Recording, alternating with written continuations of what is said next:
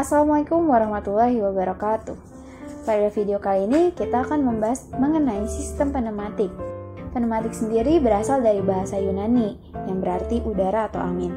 Semua sistem yang menggunakan tenaga yang disimpan dalam bentuk udara yang dimanfaatkan untuk menghasilkan suatu kerja disebut dengan sistem pneumatik. Dalam penerapannya, sistem pneumatik banyak digunakan sebagai sistem otomasi. Selanjutnya kita akan membahas mengenai komponen apa saja yang ada di sistem pneumatik. Yang pertama ada kompresor, fungsinya untuk menghisap udara di atmosfer kemudian menyimpan dalam reservoir air atau tabung penyimpanan udara. Lalu ada oil and water trap, untuk memisahkan oil dan air dari udara yang masuk. Selanjutnya ada dehydrator.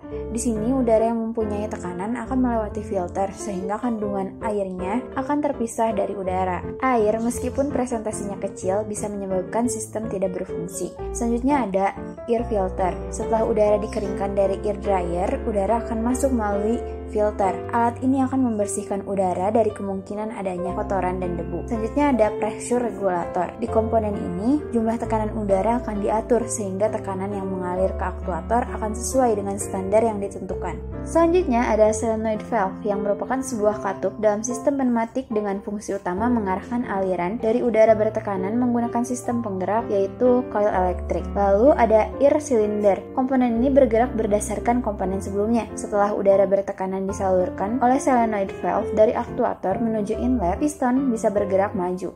Tapi, kalau udara bertekanan diarahkan ke outlet, hasilnya piston akan bergerak mundur. Dan yang terakhir ada sistem perpipaan. Sistem perpipaan ini berfungsi untuk media transfer udara. Adapun beberapa penerapan dari sistem pneumatik secara umum untuk pengemasan atau packaging, untuk pemakanan atau feeding, untuk pengukuran atau metering, untuk pengaturan tutup dan buka atau shut or door control, untuk pemindahan material atau transfer of material, untuk pemutar dan membalikan benda kerja atau turning and inverting of part, untuk memilah bahan-bahan atau sorting part, untuk penyusun benda kerja atau stacking komponen, untuk mencetak benda kerja atau stamping and embossing komponen.